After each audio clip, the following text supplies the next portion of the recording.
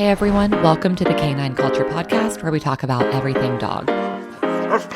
Q&As with veterinarian professionals, rescue operators, everyday topics. We cover everything dog on this podcast. So make sure you subscribe to the Canine Culture Podcast on your favorite podcast platform and make sure you're following us on social media on both Instagram and Facebook. Thanks again for listening. Now here's that next episode. Hey everyone, welcome to the Canine Culture Podcast. This is your host, Brittany, and today we are joined by Alexis. We're going to talk about what makes a responsible dog breeder, and we have a lot of questions to get into. So, Alexis, thank you for joining us. You're very welcome. Tell us a little bit about yourself and what you do. I'm a professional dog breeder. I meant dog trainer, but I am a dog breeder now too. So I have had 2 litters so far, and I'm into the Goldens as we speak. So And what made you fall in love with Goldens, or why did you choose Goldens? Have you always had Goldens growing up? no, actually, I've had rescues and mixed breeds growing up, and I like the fact that they're very versatile and they are a family dog, with workability. So that's why I fell in love with them. hmm I feel like they're such a popular breed, but you lately, you haven't seen too many people as far as breeding them because we've seen so many of I'm gonna put it in air quotes, like the trendy breeds, and I hate to see it because we know that's bringing out the backyard breeders. We'll get into that. But I love that you have a background kind of with like rescues and mutts. And so, how did you get started in breeding? So I dated a breeder, which has a very poor reputation, but I was in dogs before I got with him, and I kind of had an inside scoop of what went down with there in that breeding program that I'm not going to mention, but um, and just good ethics and bad ethics, and I've always wanted to breed, but I needed that little push to kind of get me there, and so I started my own stuff. Yeah, that makes sense. I think, sometimes you have like a role model that you want to follow after. And then sometimes you have someone that you're like, wait, I want to do the opposite of what you're doing. Like, I want to do this correctly. And I think any of us that have worked with dogs, we've seen the good and the bad of breeding. And that's why I think it's so important to talk about ethical breeding and responsible breeding and with that, so let's kind of get into breeding itself. Let's talk about health and genetics because I think that's so important. So, what is some important health testing that a responsible breeder should do before they breed dogs? So you have a genetic panel and then you have like OFAs, dependent on the breed. So with Goldens, they do a DNA panel, which you would be able to see DM or ICH carriers or kind of like if they have kidney issues, and a lot of people don't understand if they have a gene that they have a carrier, the other dog would just have you'd have to pair the other dog with a clear dog Mhm. so they don't end up with two genes, two Right. copies. So when you see it on a DNA panel, you just don't want to double up on anything. Ultimately you'd want to clear, but you'd basically kill the whole population if you did it that way, with both clears. Right. So, anyways, so we do a genetic panel, and then they do eye exams. That those are supposed to be done annually, Mhm. and they look for cancer in their eyes. They also do an echocardiogram for Goldens, because there's a lot of issues with their hearts, and they do a picture of their hips and a picture of their elbows. So Okay. X-ray, yeah, to see if they have hip dysplasia Okay. or elbow dysplasia. That makes sense. And it seems like genetic testing is important so that you're not passing down negative traits. Like, for a golden, let's say someone didn't do genetic testing, what are some of the risks that could come up if they didn't genetically test the parents? Okay, so back to the person that I kind of learned some well, I had the inside scoop of. So I actually bought my dog from the guy that I ended up dating. And I didn't know any of this, but her mom and dad both had a carrier of DM. So she ended up with 2 copies. I think she was the only one out of the litter, so she is affected. Um, and that could have been prevented. So I think that's kind of where my back history went, as I'm like, I'm in love with this dog and she doesn't deserve this. Right. And the tests are available. It doesn't even cost, like, you can do just a DM test, but um just for a genetic test is like $130. So you can get the whole panel. So anyways, that can happen. So that's like a disease that basically they have 6 months and they're going to be almost paralyzed, and you're going to have to put the dog to sleep. Wow. So if they manifest, yeah. So it's kind of like that can be prevented, or they have like kidney diseases. You don't want to. They have all sorts of stuff on Embark now, so you can look at everything. Mhm. And I think there's certainly a difference in breeding for like appearance versus breeding for health and temperament. So I have several Pomeranians that are rescues, and I've noticed, like, for Pomeranians, they definitely have been breeding them down for appearance. Like, Pomeranians have gotten much smaller, they've gotten fluffier, so they've been breeding for appearance, but with that, Pomeranians are having more hip dysplasia, knee dysplasia, they're having more higher rates of cancer, collapsed Mhm. trachea, terrible dental disease, which I know is somewhat inevitable. But, I mean, do you think the same thing for Goldens? Like, are there people breeding Goldens for appearance versus focusing on, like, health and temperament? Yes, there's a lot of show breeders out there, and me and Ryan have this debate, which is our mutual friend.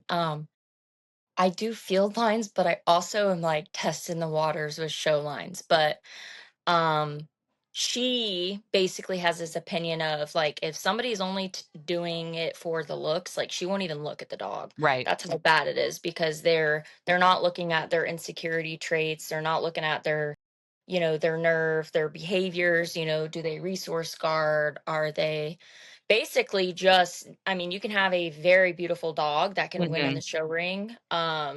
Or what people want. They'll pay 5 grand for a beautiful golden retriever, but it can't even go outside, Right. much less even touch the grass, because that's how bad it's getting. Their allergies, I mean, everything is into play. And their personality and their genetics are being not looked at, because they're so focused on what is a pretty dog. Yeah. How do That I get this pretty dog?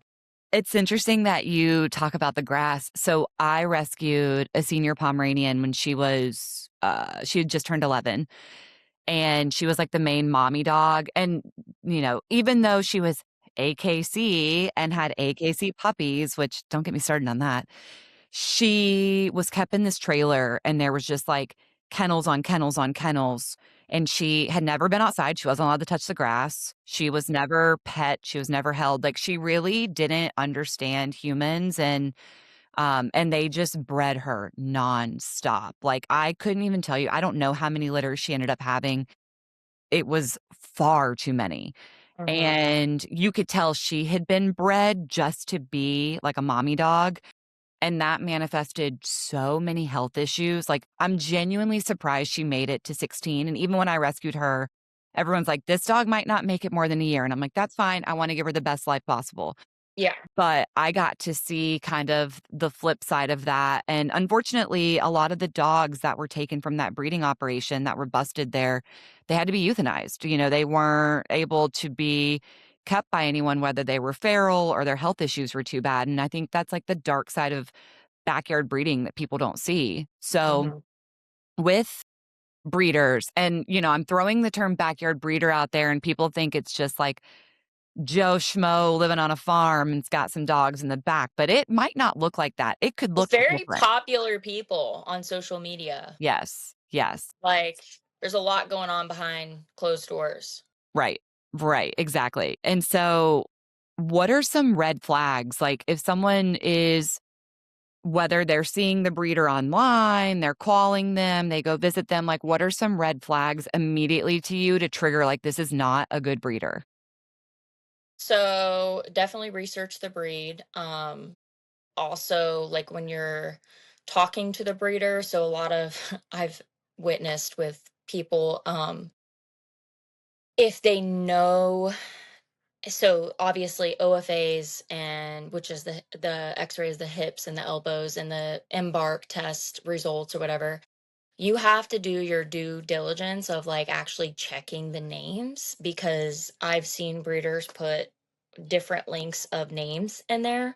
So like not only checking everything, like you have to check it twice. Like, does this dog match up with these health results? Mm. Because people know that people are starting to look out and they're lying. Wow. So yeah.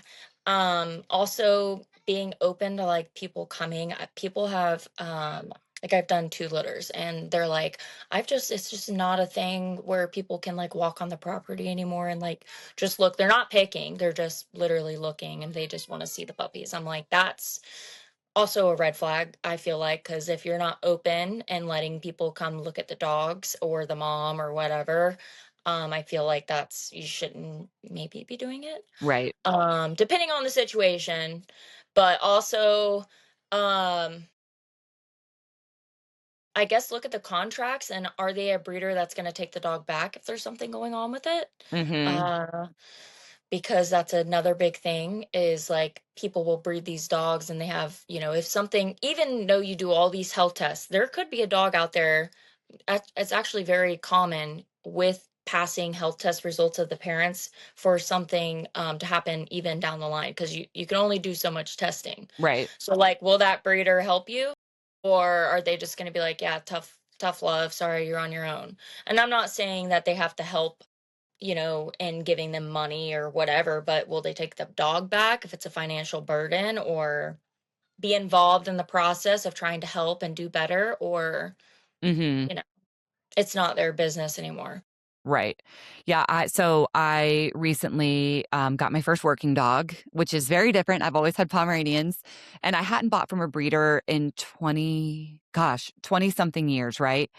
So, it was great working with this breeder. I had researched her, vetted her through multiple people, had kind of watched, like, how many litters does she have? How does she, handle these litters? Like, when does she put them into people's hands? Like, is it too early? Is it and then I read her contract, and she had a great contract that said just that, like, if you need to bring the dog back for any reason, if ABC happens.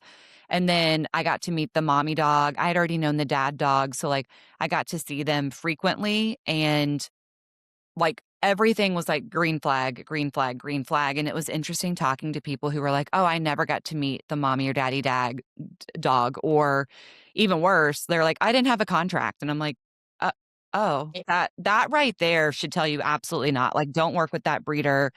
And then I got all of the, like, genetic testing, the medical history. For her, the parents had done the pen hip where they, like, look at the joints and how they're sitting, for hip dysplasia and things like that. Actually, I like that better than OFA. So Yeah, yeah, yeah, and it seems like pen hip is, like, not as popular or, like, not as many vets are doing it, and that seems like a whole other topic for a whole other day, but I've noticed less and less vets are kind of offering that, so that's interesting, but, that was my experience working with what I would identify as, like, a very ethical and responsible breeder. And so let's talk about, like, once the puppy is born, how early do you start socializing that puppy? And I know socialization means so many different things, but, like, when do you kind of start being intentional with socialization with that puppy? I mean, my son is not even 3 years old. He's in there, like Wow. probably the day of Oh, or the day okay. after. Yeah. Now, do they even know that it's a kid? Probably not, but it's just getting, so I don't let everybody come touch the puppies, obviously. But yeah, the whole family is involved. My husband's in there, I'm in there. And we actually have, so I think at 3 to 4 weeks they can go on their outside turf and they can actually see the other dogs. Like they could put their nose up to the fence to see the other dogs. I have board and trains or my other Goldens or whatever, and they don't actually have any interaction, but just having, they're not reactive, they're not barking, they're literally wagging their tail wanting, to greet this other dog. It's just, simple things, but I would not put one of those puppies with like, the whole crowd out there Right. alone, unsupervised. So that's just like, and a lot of people think supervise or golly, not Socialization. not that socialization. Socialization is like letting the dog play. That's not it. I mean, there's different terms, like you said, like there's different variables to socialization, but just having the dog be able to, be held by a child, be held by me, daily handling, getting their nails cut, being handled by their mom is a huge part, and how they interact with other adult dogs or other puppies, um, all of that plays an important role. And some people go so in depth, and like I don't agree with this, but they do a lot of the raising themselves. They like kind of exclude the mom, which Mm. I think that's where we're running into a lot of issues because they're not getting that one-on-one attention with the mom. There's a human involved doing a lot of it too. So it's which is kind of, to each their own, but Yeah. And I was gonna ask you, like, why so first off, when can puppies leave their mom? Like, leave altogether, but then also, like, what are the risks if a puppy leaves the mom too early? other than it not being so 8 weeks old is when they're supposed to leave. I mean, I think I have like 3 or 4 back on this litter that I have that's going to be staying a little bit longer just because timelines don't add up. But anyways, the risks are, first of all, it's like a law in our state that the dog is not supposed to be leaving the mom, and that's for a good reason because I feel um the dog can get sick very easily. It has not finished their deworming, it needs vaccinations, it needs a Florida health certificate. So other than those things, I mean, the dog can eat dog food and drink water, but it's just not ethically right. It still needs that proper socialization with the mom, like I'd stated before. So Mhm. there's a lot that goes into play. It's a lot of work too. Like every day I'm like, "Oh my gosh, something new." And But yeah. are you so whenever you do have a litter, so you've had 2 litters, are you kind of working with the puppies every single day after they're born? So it's different. So like I had a service dog last time. That's a service dog now. And then I'm not working with them every day. I'm handling them every day. But when Mhm. they turn like 5 to 6 weeks is when their personalities start blooming. So like last week I had a puppy out almost all day. Like I want to see, are they lazy? Are they, scared of a bull clashing? Are they going up to my kid? Are they scared of the screaming? Because it's a lot of thing. Like if they can handle like my toddler's mental breakdown and then not scare them, like we're talking like that's a good nerved dog. So then I'll do it. So I do that, with each puppy because I've got a cow, I've got chickens. So they run around here and I get to see like their personality because you Mhm. cannot see it in when they're all together like in their area that they've always been in. You want to take them in a place that they've never been. They've never even touched, my cold tile floor. One came in here and just like fell asleep. I was like, "Oh my gosh." So, just looking at all of the aspects because there's some that stay super consistent and then there's some that were scared and now they're not because they've been exposed to it before. Um so yeah. And whenever you have people reach out for the puppies, are there certain questions that you ask of potential owners or, like, is there something you're kinda looking for whenever you're talking to them about, buying one of the puppies? So for instance, the last litter, these people came out and like they didn't know that like the dog had to be kenneled. They didn't know that the dog had to be socialized. They didn't know what to Mm, feed the dog. They didn't know, I mean, anything about the dog. okay. I actually denied them Mhm. because I felt like, I don't know what's going to go on behind closed doors, but clearly they don't know how to take care of an animal. Um, but the other red flags are they don't take care of what they have now. So, Right. I can Facebook stalk them, or it's a small town, so, and a lot of them are in my town or out right outside the area. So I do a little bit of research. So, And then on the flip side of that, if someone is going to a breeder, whether it's you or it's someone else, like, if you were gonna reach out to a breeder, what are some questions you would ask, like, right off the bat? do they do health testing? What is the mom's temperament like? And they all want to see photos. They never ask what the mom's temperament is like and what the dad's temperament is like. So you want a confident dog. You know, uh, is my male, my up and coming stud, he's actually good with other dogs. He's good with other males, which is huge, especially with a golden retriever, because you don't really want that dominant stuff in them. He doesn't resource guard. Like Maddie is bomb proof, my one of my breeder mamas. So you just want to know about their personality. So I would say that that's where to start for sure. I do feel like it's a red flag if a breeder advertises, like, that they always had puppies available, because Well, in yeah, my that mind, is. it's like, how do you always have a litter, you know?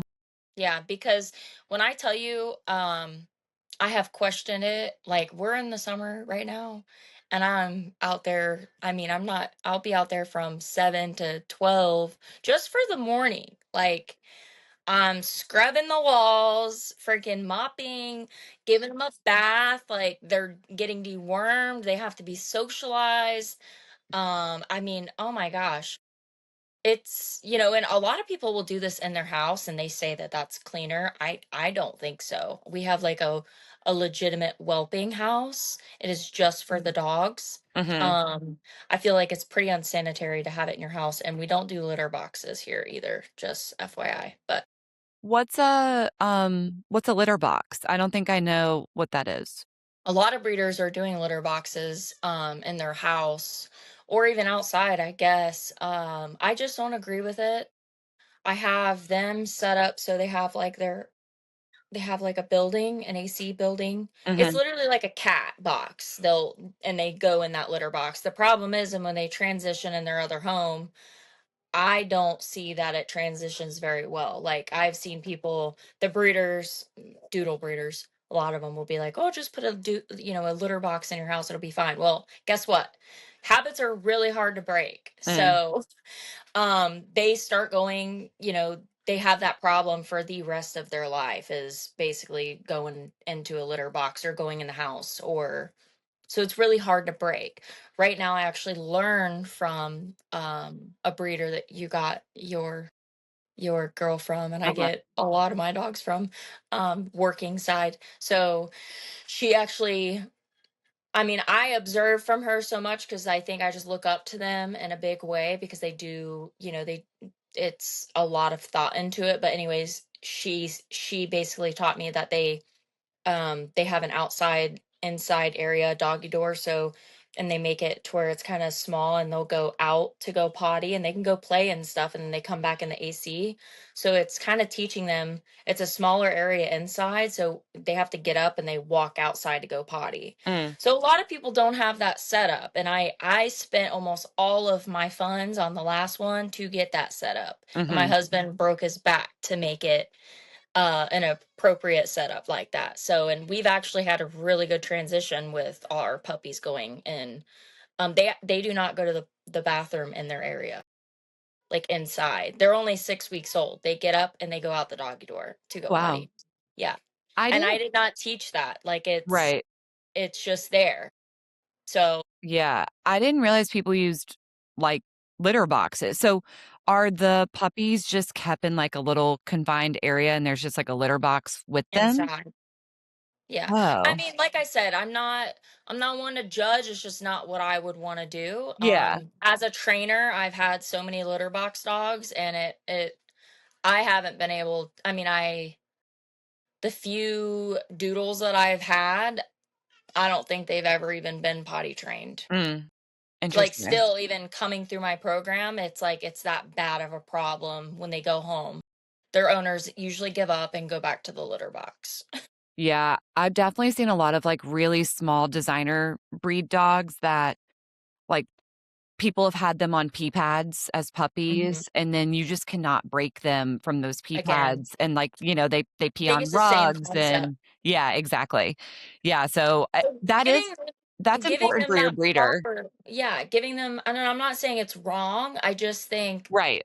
people, there's people out there that only wanna buy from somebody that does it inside their home. It's like, well, it is my home, but it's like 10 foot outside on the other side with their own box. So like I got cameras in there and I can see what's going on.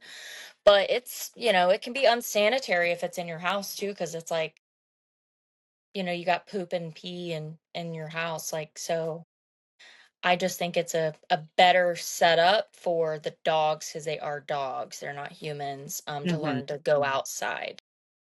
I think, like, you're kinda pointing out a new question that I never thought to ask a breeder, but asking them, like, "What's the potty situation?" Because I think that's really gonna help you understand potty training, like, my puppy that I have now was so easy to potty Hmm. train versus I have one rescue who I've now had for, gosh, I think this is year 3. He's still not potty trained, like, I cannot break him of using rugs, and so and I don't know his background as a rescue. I don't know if he was just kept somewhere with, like, pee pads or if he was forced to kinda go wherever, but I do think that's important because working at the shelter, do you know how many dogs come in? Because people are like, "They're peeing in the house, they're pooping in the house." Like, it's adding to the shelter Or situation, also so a yeah. genetic thing. Really? So the breeder, we'll just mention her, Dello Fioco, Rebecca, and Patrick.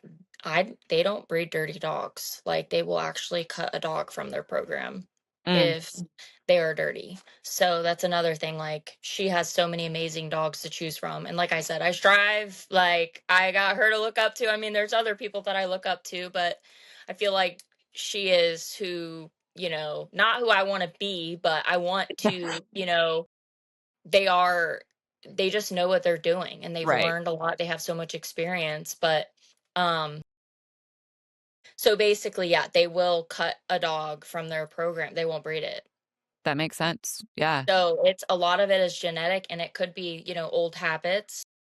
But if you've had a dog and you've been through training and there's still like it's either medical or it's genetic and like Yeah. Yeah. there's not a lot you can do. So that is huge. You can have a dog in a really tiny kennel and they'll still pee and poop on themselves. Like Mhm. that's medical issue or they're genetically dirty, which these little toy breeders and stuff, and they're breeding for looks and money, they don't care. Right. Right. Then you who buys it has a 15-year commitment of something that goes to the bathroom in your house. Mhm. Like, Yeah. so Yeah, or if you're like me and you rescue Pomeranians, you get the dog that was dumped or, mhm. given away or tied up at the shelter, and now you're over here, like, doing your absolute best to make sure that that dog is happy and healthy, and you're constantly asking your vet, like, "Is this health? Is this genetic? Is that?" So, Yeah. not complaining about it, but I am saying that all of what we're talking about, like bad breeders, backyard breeders, is like what leads to dogs ending up in shelters. It's what's burdening shelters. It's what's burdening rescues. It's why people like myself, like I'm maxed out. I can't have any more dogs right now because I have so many. And I have done my best to do research and to help and, you know.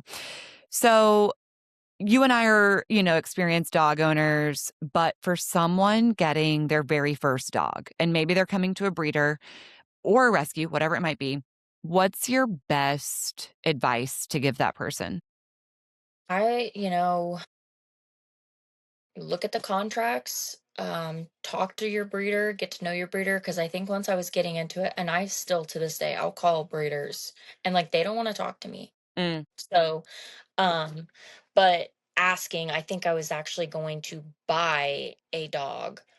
She was a lot of money, and I was asking about the parents and their health and stuff. And it was a golden breeder, and she kind of like didn't want to talk about it. And I think the more questions you ask, but I've also been asked questions like people that have no idea what they're asking. Like just go to somebody you trust, find somebody you trust and that's willing to talk to you about stuff and double check your resources, look it up and then ask the questions because I've like I said I have people come to me and they'll be like, "Did you do pin hip and OFA and this and that?" And I'm like, "Well, Maddie has OFAs. I bought her already basically health tested, but I actually am doing pin hip on my girls that they're a year old.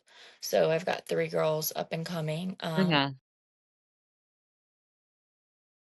But my advice is basically ask the questions, but, do your research on the questions because like I said, I've had people ask questions. They have no idea what they're asking. They don't even know what OFA is. right, They're just right. asking and they want to know if you've done, pen hip and OFA. And it's like, well, usually it's one or the other. I mean, I'm saying you can do both. Like, I'm going to probably have to do both because if I don't, as a golden retriever breeder, they'll come for me. But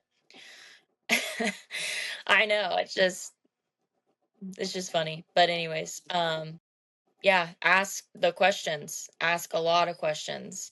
And ultimately, I mean, I have such a good relationship with Rebecca, I'd like to think, and I probably annoy her with all my questions, but like she answers every one of them, and like it's not just a one worded answer either, it's in depth, So just her being so open is something to look for too, because I don't think I'd buy another dog, a working Dutch or Malinois from anybody else because there's so many things that can go wrong and so many things that people can lie about. And it's like once I found her and the relationship, I think I've gotten like this is probably my fourth dog Mhm, that I've had. One ended up in a police department, and then I have two females right now, and then I had a third one that she ended up replacing. um she actually replaced it with Vendetta that I have now because it just, me and him weren't clicking. But mm, mhm. Yeah, so just important to find somebody like that. right. Yeah, definitely talking to your breeder beforehand, seeing if they're open to conversations, and then I think you have good advice for people who are interested in breeding. Like, I think for you, you have a great mentor and Mhm. you almost need that. You need someone with like that background and that experience who knows a lot about like the science and the genetics. So I think that's super helpful. Alexis, if anyone wants to find you or your program or to learn anything else, do you have like a website, social media, anything I like have that? social media. Where can people find you? Facebook, it's Backwater Retrievers. Awesome. So I need to do a website, but I'm too freaking worried about training them and doing all this stuff. I know. I'm lacking on that. Well, people can find Alexis on Facebook. And thank you so much for being on today and talking about breeding. Thank you. Thank you for tuning in to the Canine Culture Podcast. Please make sure you subscribe to the Canine Culture Podcast on your favorite podcast platform and make sure you're following us on social media. If you have any recommendations, any topics that you'd like to hear, if you know of any guests that would be good for the show, or if you yourself want to be a guest, please reach out to us. Send us an email at canineculturepodcast@gmail.com or send us a direct message on social media. Thank you for listening, and please share this with any of your dog-loving friends.